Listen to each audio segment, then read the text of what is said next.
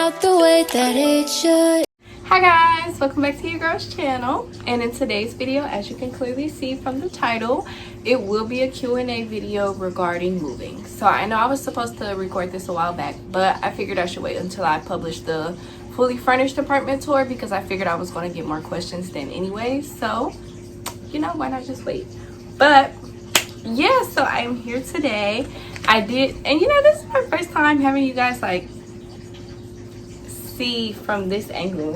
It looks kind of weird. I'm usually on my other couch, but anyways, yeah, so I did go ahead and write down some of the questions that you guys were asking me and a few things that I did want to cover in this video because I want to try not to forget anything. But yeah, so in a lot of the questions that I did receive, the wording may have been different, but it was pretty much still like the gist of the same questions. So I kind of just narrowed it down, that way I wasn't just saying the same thing over and over again. So first and foremost, the first question was, what did you do to get your own apartment? So that was kind of like a broad question, but for the most part, I would say starting with putting in applications. Well, technically not even putting in applications. First, you know, doing apartment tours, seeing what I liked, what I didn't like, knowing what I wanted from my apartment, just to narrow down the search as well, like what I wanted to be included in everything. And then, yeah, from then putting in applications, you know, getting pre-approved, approved, and all of that. Saving money, which I will go over once I get to the tips portion of this video. But yeah, that's pretty much the gist of that one. Okay, next question. Where did you get everything from? So I was asked that question a lot of times. And if you know me, I pretty much only shop from Amazon. So 9 times out of 10, whatever you're asking me for, I bought it from Amazon. But since I was getting asked that question so many times, I decided to just go ahead and go through and just make one big Amazon list of the majority of the things that I purchased, because I just tried to go through and put on there what I could remember. So yeah, I'll have that link down below. It's a public list. You guys can click on there and look at all of that from there.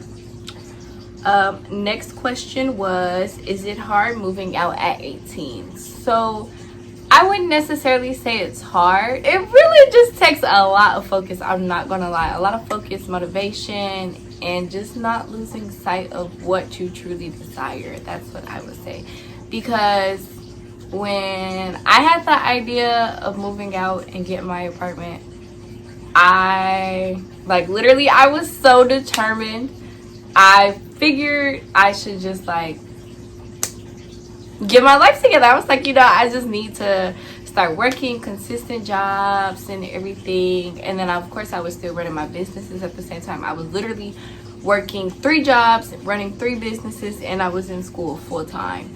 I was just so determined. But I didn't really have a reality check of how much money I would actually be spending on the apartment itself. So I didn't really know what to expect. So, you know, you don't necessarily need to work 3 jobs and run 3 businesses just to get an apartment, but I'm an over the top person, put it that way. So a lot of questions that I had received was regarding helping people decorate their apartments, which I would be more than happy to help you guys decorate your apartments. I absolutely love decorating. Like literally since I was little, like arts and crafts, creative things, designing things, I've always found an interest in that. Like literally, you can ask my mom. Like I've always found that so much fun. So yeah, I would be more than happy to help you guys with decorating. You can contact my business number, or you can contact me on social medias. They're always linked down below. I'd be more than happy to help. Yes, so those were pretty much the gist of the questions that I had received. And then I wanted to go ahead and give you guys some tips. So I did try to write down some of the tips so I wouldn't forget any of the big ones. But yeah, so first and foremost, you definitely need to save money. That's like the biggest thing, saving money. I understand that in some cases it may be harder for you because you're like in a tough space and you have other expensive stuff that you need to pay for. But if you can, save as much money beforehand as you possibly can, because it definitely does get expensive. I'm not gonna lie. Like, what I did, me personally, I thought about it. I was like, okay, I need to start setting budgets. So once I actually found the apartment that I wanted, y'all, I'm so sorry. I think I'm getting sick. I don't know what it is, but anyways, I'm probably not even getting sick. It's probably just my allergies because the weather is changing so drastically. But anyways, yeah. So I personally, when I thought about it and I finally figured out which apartment I did want, and I understood how much I was going to be spending in rent, insurance, my other bills, all of that, and I put all of that together thinking about it monthly, I was like, okay, so I'd probably be spending around like $1,000 or more a month on all of that. And then I was like, okay, this is my first apartment. When you get your first apartment, you absolutely have nothing. Like, you don't have pots and pans, you don't have cups. You have to think about like all the little things. Like, of course you think about the big things like couches, furniture, and all that, but when you think about the little things that you're so used to having at home because your parents, or, well, in my case, because I live with my grandmother, or your grandparents had all that stuff for you, you just really be like, wow, this is a lot of stuff that I have to purchase. So definitely good to save as much money as you possibly can. Yeah, I think originally my goal was to save $10,000 just to spend on the apartment.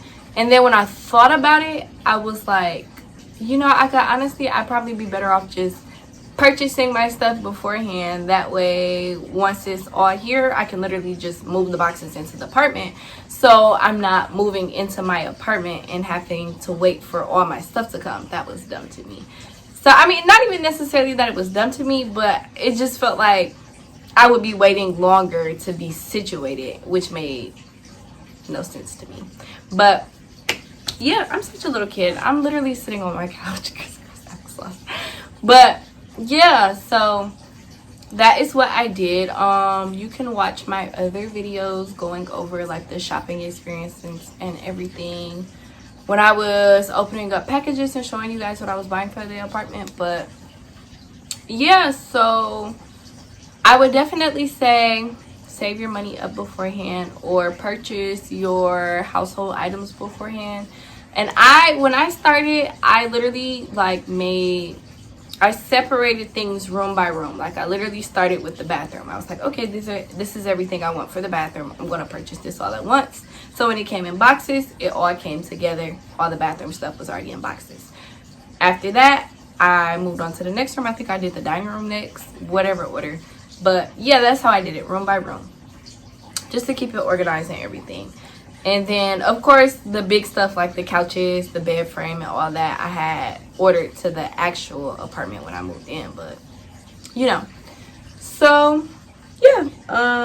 Next tip. Let me see. Oh, well, my next tip was to purchase your items and decor prior. Same thing I just covered. Tip number 3. I would definitely highly recommend that you pay your rent in advance. As much rent as you can pay up as possible, I would definitely recommend doing that. You know, of course, it's completely understandable if you're not able to, but if you can, if you're in the position to pay your rent up in advance, I would recommend doing it. Another thing that I would say is to definitely pick a date in mind that you want to move. So say you're at home right now and you're like, oh my gosh, I want to get an apartment. So pick a date in the future that you want to be moved into your apartment, or even just like having a move-in day.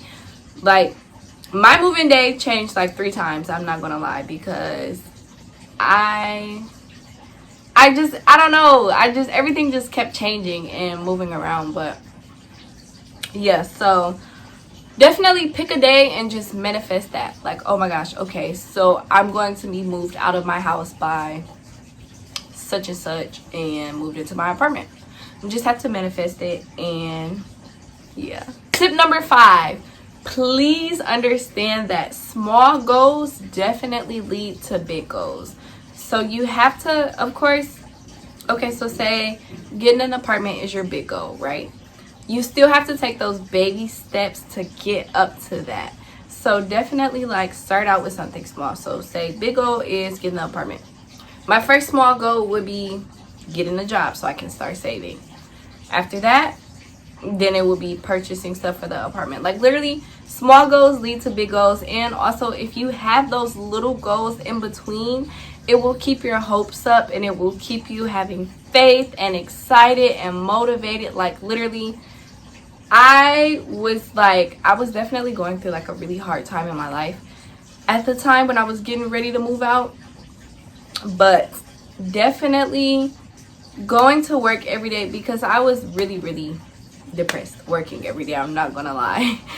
I was really depressed, but being at work, when I thought about it, I'd be like, oh my gosh, but it's all gonna pay off, because pretty soon I'm gonna be in my apartment and I'm gonna have what I'm dreaming and what I'm manifesting, which I did. So definitely make those small goals so you can get to your big goals. Tip number 6, you have that.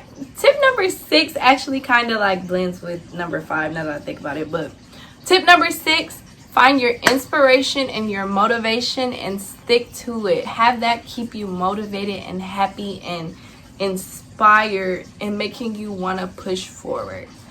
Like for some people, your motivation may be like, it can, well really, I'm not gonna lie, your motivation could be something positive or it could be something negative that's making you want to get away from it and make you want to do better. I don't really know how to go in depth about that one without giving you guys like my personal experience. Just being around negativity, constant negativity, will make you like your mental health and your physical health will literally be so drained that it will make you just, every time you're around it, you'll be like, oh my god, I'm so tired of dealing with this. I'm ready to move on. I'm ready to be around bigger and better things in my life. And that can be your motivation. Or your motivation could be something positive. Yeah, your motivation could really just be anything positive or negative. It doesn't matter. Regardless, it's motivating you to do better. And that's all that matters. But yeah, so those are pretty much my tips that I have for you guys for today. And make sure if you go down into the description box down below, you can click on that link and you'll be able to see that full public list that I posted for you guys, so you know where I bought everything in my apartment. And yeah, and if you do need help with decorating and you wanted my help, please be sure to reach out to me because I'd be more than happy to help. But thank you guys so much for watching this video. I love you guys so much, and I will see you in the next video. Would be good, all good, all. Why you let me do you like that? Hanging on every word I say.